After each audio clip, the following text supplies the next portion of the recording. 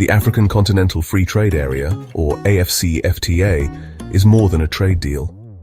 It's a vision to unite 1.3 billion people across 55 countries in a single market. Launched in 2021, its aim is to remove tariffs on 90% of goods and make cross-border business easier. Intra-African trade has long lagged behind other regions, stuck at just 15%. The AfCFTA seeks to change this, with the World Bank estimating it could lift 30 million people out of extreme poverty and boost Africa's income by $450 billion. This is about jobs, innovation, and building a resilient, self-sufficient Africa. The challenge? Africa's diversity, languages, legal systems, and economies, means a one-size-fits-all approach won't work. The agreement must be flexible yet robust, accommodating both powerhouses like South Africa and smaller nations like Burundi. AfCFTA is not just a document, it's a process to break down colonial-era economic structures that favored extraction over intra-African trade.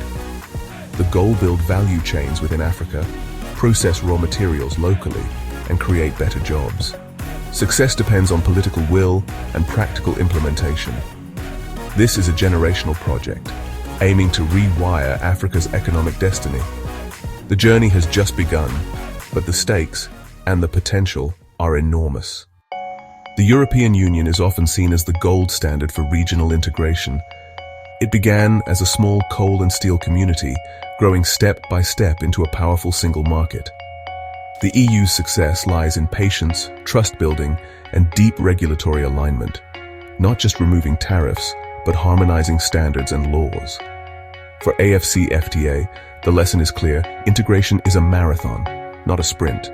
But the EU also warns of pitfalls. Member states had to cede some sovereignty, leading to tensions like Brexit. African nations value their sovereignty fiercely. AfCFTA must balance effective institutions with national control. The EU's economic divergence, north versus south, shows the need for mechanisms to support less developed members. Africa's diversity is even greater, so AfCFTA must ensure benefits are shared, not just captured by the largest economies. Copy-pasting the EU model won't work. Adaptation is key. The ultimate prize is a seamless African market, but it requires careful, inclusive steps. The EU's journey shows that prosperity comes from unity, but also from respecting differences. AfCFTA must chart its own path, learning from Europe's successes and mistakes. The goal: integration that uplifts all, not just a few. The challenge: building trust and institutions that work for Africa. ASEAN, Southeast Asia's regional bloc, offers a different model, one built on consensus, flexibility, and voluntary cooperation. The ASEAN way avoids rigid rules, focusing instead on gradual, comfortable progress for all members. ASEAN's economic community has created integrated supply chains, making the region a manufacturing powerhouse. For AfCFTA, the lesson is to foster African value chains specializing in different production stages across countries. But ASEAN's consensus model can slow progress and leave tough issues unresolved. Non-tariff barriers and complex regulations still hinder trade in Southeast Asia. AfCFTA must be more ambitious, tackling these barriers head-on. ASEAN's struggle with inequality is another warning. Growth must be inclusive. AfCFTA can lead by embedding labor, gender, and environmental protections from the start. The goal: not just rapid growth, but sustainable, equitable development. Africa can build a model that's both flexible and fair. The opportunity is to learn, adapt, and improve on what's come before. Africa's regional economic communities like ECOWAS and SADC are the building blocks of AfCFTA. ECOWAS's free movement of people has spurred cross-border trade and regional identity. The lesson: people drive trade and innovation. AfCFTA's future must include free movement. SADC's focus on processing raw materials locally, like turning copper into wire, shows the power of regional value chains. Free trade alone isn't enough. Industrial development is essential. Overlapping memberships and conflicting rules have created a spaghetti bowl of regulations. AfCFTA aims to unify these into a single continent-wide framework. Implementation remains a challenge. Many agreements are signed but not enforced. AfCFTA needs strong monitoring to turn commitments into real change. The success of the Continental Agreement depends on strengthening and aligning these regional blocs. Africa's integration must be practical, not just aspirational. The groundwork is there. Now it's about execution. The future depends on learning from these homegrown experiments. Rules of origin defining what counts as made in Africa are crucial for AfCFTA's success. Too strict, and African industries can't qualify; too loose, and foreign goods sneak in, undermining local production. The balance must reflect Africa's current industrial capacity, allowing for gradual increases in local content. Simplicity and transparency are key, especially for small and medium-sized enterprises. If rules are too complex, SMEs will be shut out of the benefits. ASEAN and SADC show that clear, practical rules help build regional value chains. AfCFTA negotiators are working product by product, learning from global experience. The real test: will African SMEs grow by trading across borders? The details matter. Success depends on getting them right. The promise of AfCFTA hinges on rules that empower African businesses. Tariffs are visible, but non-tariff barriers, like differing standards and regulations, are often the real obstacles to trade. A Kenyan juice producer faces a maze of rules to export to Nigeria. For many, the cost is prohibitive. Harmonizing standards, or at least recognizing each other's, is essential. The EU's mutual recognition principle is a model, but took decades to build. AfCFTA can focus on key sectors: agriculture, pharmaceuticals, automotive, where harmonization brings the biggest gains. ASEAN's sectoral approach is pragmatic. Start where impact is highest. Building trust is vital.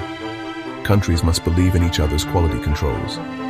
Wealthier nations should help others upgrade their regulatory systems. Without harmonization, AfCFTA risks being a paper agreement, not a real market.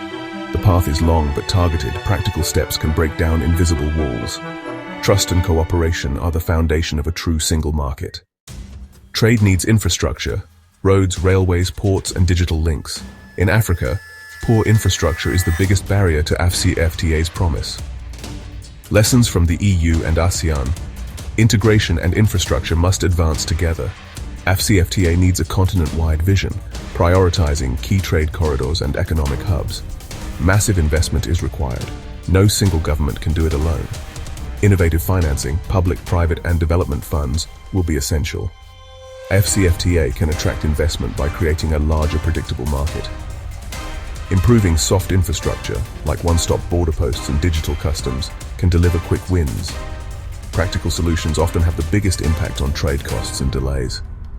Regional examples show that small changes can unlock big opportunities. Infrastructure is the backbone of Africa's economic integration. AfCFTA's fate rests on political will, not just technical design. Leaders must champion implementation, even when it's tough at home. Strong continental institutions, like a dispute settlement body, are essential for a predictable trading system. But this means ceding some authority, a sensitive issue for many nations. The EU's strong institutions brought results but also backlash. ASEAN's softer approach can mean weak enforcement. AfCFTA must find a middle path: credible institutions that respect national realities. Start small, build trust, and expand authority as confidence grows. Disagreements are inevitable. Success depends on mechanisms to resolve them and a shared vision for the continent. The challenge is balancing national interests with the collective good. Statesmanship and vision are needed to keep the project on track. The future of African integration depends on political courage and cooperation. AfCFTA is a marathon, not a sprint. Progress will be gradual and uneven. Real opportunities lie in sector-specific developments and practical reforms. Regional economic communities are the building blocks. Their alignment with AfCFTA is crucial. National policies on infrastructure, education, and business climate will determine who benefits. The focus must shift from just more trade to more complex, value-added trade. AfCFTA is part of a broader industrial strategy. Where will Africa's value chains emerge? This is a statement of African agency and ambition, not just economics. Professionals must engage with Africa as a dynamic, integrated partner. The lessons from other blocs are clear: patience, pragmatism, and political will are key. The destination, a prosperous, self-reliant Africa, is within reach.